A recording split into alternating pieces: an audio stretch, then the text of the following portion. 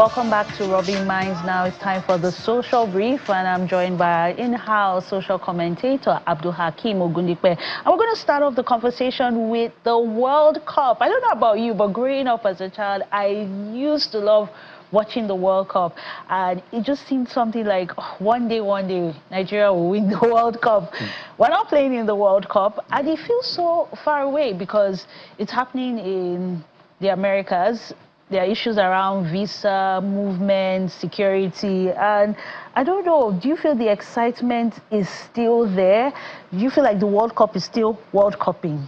Definitely, and I believe that excitement is really there, because for most people it's gone beyond even national pride. It's also pride in the players that you fanboy or fangirl. So, for instance, I would personally say Cristiano Ronaldo. I'm looking forward to this edition of the World Cup, and you know, it's every Ronaldo fan's dream, because it's his last dance. It's every Ronaldo fan's dream to see him lift the World Cup. Just like the previous one in 22, where Messi won the World Cup. I believe many Nigerians are watching. Just think about the PSG-Arsenal match as well.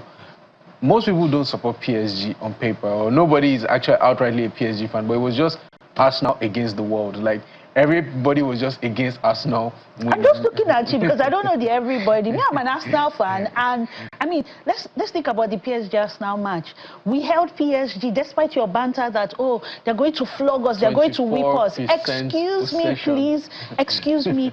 We went unbeaten till penalties, meaning that every match we played in the Champions League, including the finals, was unbeaten. Well, penalty is a game of luck, and all you haters on Arsenal, let me remind you that Arsenal is the king, is the reigning champion of England. Arsenal for life, Gunners for life, 22 years. Excuse me, Manchester United, when last did you win the World Cup, the Premier League? Please, when last? It's a simple question. When last did you win the Premier League? Since we're going to take it to PSG and Arsenal, have you even congratulated me as an Arsenal fan for winning the Premier League? Okay, Did you see the gap that we gave Man City? Congratulations. Say it. I can't hear you. I can't hear you. Say Gunners for life. Congratulations on winning the Premier League. For life. I'm coming second in the UEFA Champions League. Anybody, see, penalties is a game of luck, and I honestly feel Netflix FC. We are not Netflix FC. We won the Premier League. We didn't bottle it. Manchester United, what did you win? Okay, let's get back to the World Cup. Definitely. I hear you saying that this is Cristiano Ronaldo's, last dance. But are you not sad that Nigeria is not playing? Of course. Did you grow up watching Nigeria play? Of course. And whose fault is that? Well, of course, I'm unhappy that Nigeria couldn't clinch a position in the World Cup. You know, we have very interesting players like Ademola Lookman. We have people like Victor Osimhen who are going to be robbed of that opportunity to also have that stint at the World Cup. It's really saddening, but you know, it's football. Anything can happen. You just have to move on, move ahead with it, right? So let's hope that by the next time the World Cup opportunity comes up, that we can clinch a seat at it. But it's really saddening that Nigerians are not there. But I mean, it is what it is. I think it's a missed opportunity, because whenever Nigeria is in the World Cup, we're talking about budgets, marketing budgets. People are being sponsored. Journalists are traveling. You have brands who are spending, to get people watching, to get people involved, fans clubs. Like, this is money that we're not just going to make. Definitely. And I was watching. You know, I followed the whole World Cup qualifiers, and I was really hoping that Nigeria was going to, because, you know, because there's also the Nigerian community in the United States that were actually waiting for Nigeria to qualify so that they could go watch those matches and have that feeling of being at home once more. But unfortunately, but we have good representation. We have Morocco, we have Senegal, and then we have a couple of other serious African countries as well who have good players. The likes of Ashraf Hakimi, we have the likes of Sadio Mane, also represented at the World Cup. So we have good representation from Africa generally, so we can take pride in that.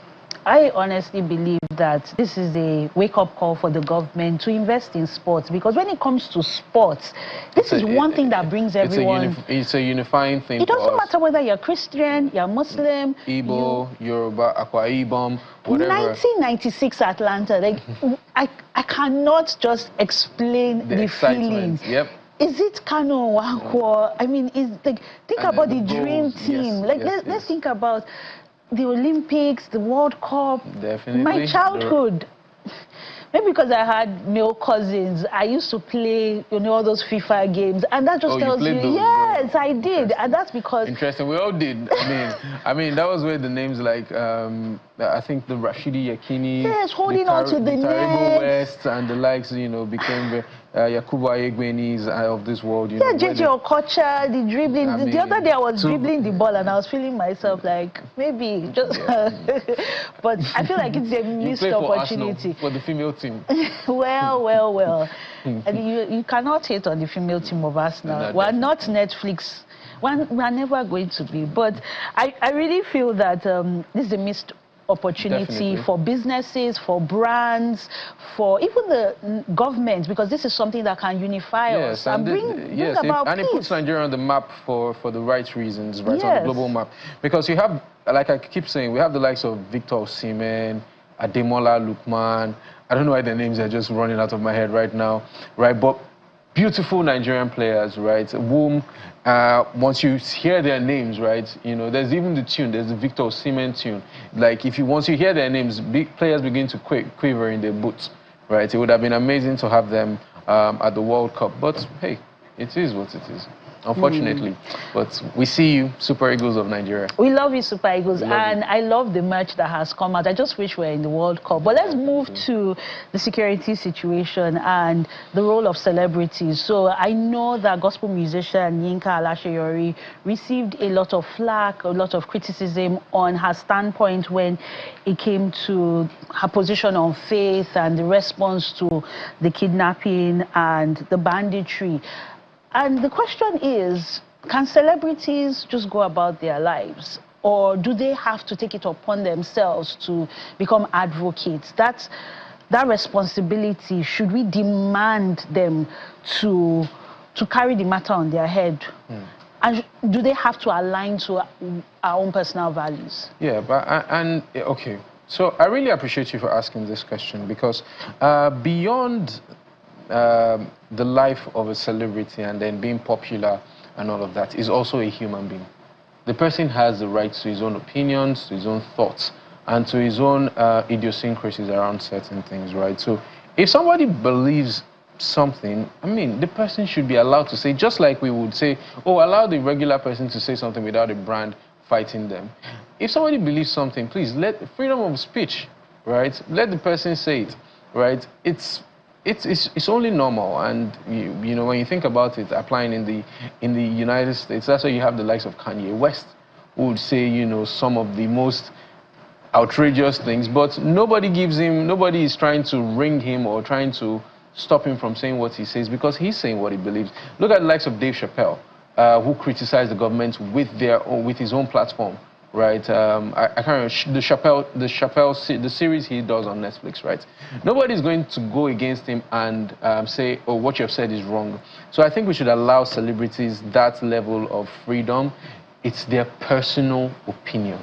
So are you saying that if they had to choose between business and being advocates for the country, it's okay if they choose business? Because some celebrities don't want to post about the insecurity. They don't want to, for lack of a better word, they don't want to mess up their page with this kind of post. They have allegiances to brands, and there's a certain image they want to... I mean, the elections are coming up. If you start talking badly about this government, what's the guarantee that you're going to be brought on board for the campaign? For the campaign. So are we saying that if celebrities don't want to post, it's fine?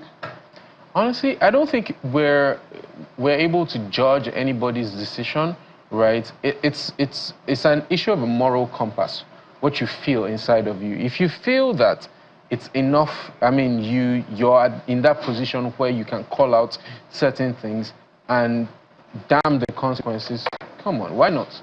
Right. So we should extend this freedom of expression and grace.